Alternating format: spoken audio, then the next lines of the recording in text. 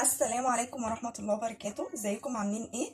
يا رب تكونوا بخير وبأحسن حال. النهاردة وصفتنا سهلة وبسيطة خالص وحلوة قوي قوي قوي الصراحة. هي طريقة عمل الكنتاكي، هقولك ازاي نعمله. مكونات بسيطة ويطلع معاكي مقرمش وجميل، بدل ما بتروحي تاكليه من بره. لا، احنا هنعمله في البيت وهيبقى مضمون، وفي نفس الوقت هيطلع احسن من اللي بره كمان. انا هنا معايا دبابيس كده. اهم حاجه ما تبقاش كبيره قوي. غسلها كويس، انا غسلتها بميه بملح وسبت لها وحطيت لها فيها ليمون، وحطيت فيها عود من القرفه، وسبتها تنقع شويه، وبعد كده صفيتها. يبقى انا معايا هنا دبابيس، يكون حجمها وسط، ما تكونش كبيره ولا صغيره قوي. تاني حاجه، تنقعيها زي ما انا قلت لك في شويه ملح، بميه ملح بليمون وعود من القرفه عشان تنزل منها زفاره الفراخ. تاني حاجه معايا هنا بقى البهارات، معايا مرقه دجاج، معايا فلفل اسمر، ومعايا هنا كمون، ومعايا ملح، ومعايا بابريكا، ومعايا هنا كركم، ومعايا معلقه توم صغيره كده، جافه، ممكن تستخدمي التوم البودر. ومعايا هنا بصل بودر، ومعايا الملح، ومعايا هنا معلقه من الخل، ومعايا نص كوبايه او قولي كوبايه الا ربع لبن. ممكن تستغني عن اللبن وتحطي زبادي، مفيش مشكله. اول حاجه خالص هبدا ان انا اجيب هنا البهارات اللي معايا.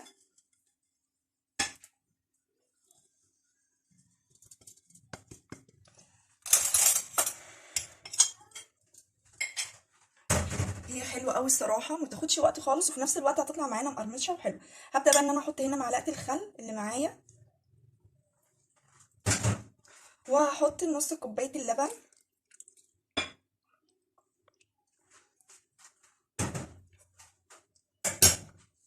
وهبدا بقى ايه ان انا اعمل كده كويس قوي عشان خاطر اهم حاجه تغطيه وكله يشرب من التتبيله.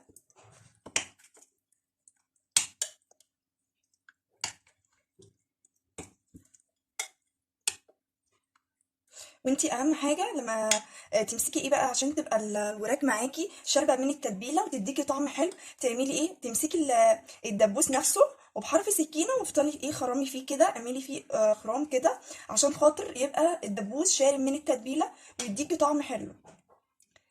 انا بعد ما صفيته من ال- المحلول اللي انا كنت عاملاه له، مسكت بقى سكينه وقعدت ان انا اغزغز فيه كده بحرف السكينه عشان خاطر تشرب من اللحم بتاع الدبابيس، يشرب من التتبيله وتديني طعم حلو. هبدا بقى ان انا اعمل ايه، هسيبه في التلاجة حوالي على الاقل 5 ساعات او 4 ساعات بالكتير، يعني بالقليل قصدي. هو اللي يفضل تعمليه ليله كامله عشان خاطر تبقى شاربه من التتبيله كويس قوي وتديكي طعم حلو. انا دلوقتي لسه في اول النهار، يعني مش هعملها دلوقتي، فهسيبها حوالي 4 او 5 ساعات وبعد كده هرجع لكم تاني. وهنا بقى بعد ما سبتها كده حوالي 5 ساعات في التلاجة، هبدأ أعمل إيه بعديها. هشيلها يعني من التتبيلة بتاعتها، عشان أنا مش عايزة المية بتاعت التتبيلة دي. هشيلها بس وأصفيها من التتبيلة وأرجع لكم تاني. وهنا بقى بعد ما صفيت كده الدبابيس من التتبيله بتاعتها، هحتاج بقى هنا معايا معايا معلقتين نشا، ومعايا 4 معالق دقيق، ومعايا كوبايه ميه ساقعه، ومعايا هنا بهارات زي اللي انا حاططها في التتبيله. اول حاجه خالص معايا هبدا ان انا اجيب هنا الكمون والملح والفلفل الاسمر والثوم باودر والبابريكا والكركم، وهبدا ان انا هقلب النشا مع الدقيق كده. انا ليه حطيت بهارات هنا تاني؟ انا حطيت عشان خاطر بردك الكفر، يعني وش من على الدبيس من فوق يكون الكفر بتاعه يكون واخد من التتبيله وتديني طعم حلو من البهارات. يبقى علشان خاطر الخلطه لما تيجي تتحط على الدبابيس تديني طعم حلو، ويكون معانا الكفر كويس قوي. هبدا بقى ان انا اعمل اهو بعد ما قلبت كده. هبدا اعمل هشيل كده دبوس معايا، وهبدا ان انا انزله كده اهو بايدي كده. انا هشتغل بايدي. اهم حاجه ايه اعملي كده بقى كويس قوي ونفضيه. اهم حاجه تنفضيه كويس وتنزلي بالميه الساقعه. انا معايا هنا ميه ساقعه، هنزل بيه كده وهرجع تاني احطه هنا تاني.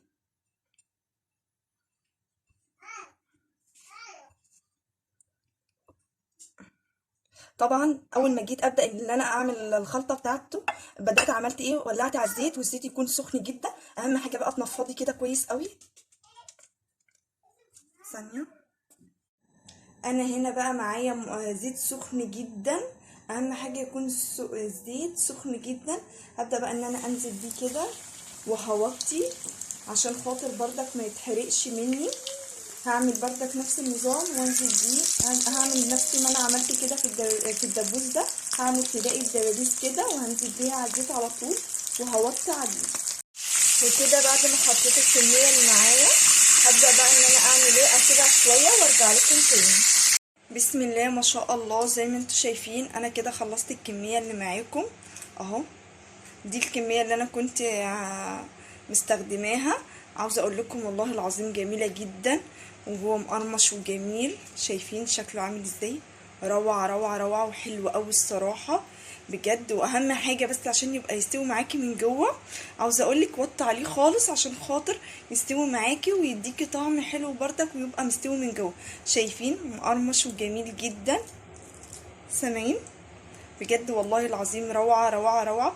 هوريكم شكله من جوه. شفتي من جوه عامل ازاي؟ اللحم بتاعه ابيض وجميل عشان خاطر انا نقعته كويس قوي في المحلول. شايفين عشان مقرمش عمال ينزل مني ازاي؟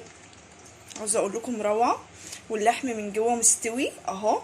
شايفين اللحم بتاعه مستوي وابيض عشان انا نقعته كويس قوي في المحلول بتاعه، وفي نفس الوقت انا وطيت عليه عشان خاطر يستوي معايا من جوه. يا ريت بقى تكون الوصفه عجبتكم، ما تنسونوش باللايك والاشتراك وتفعيل الجرس عشان يوصلك كل جديد مني. مع السلامه.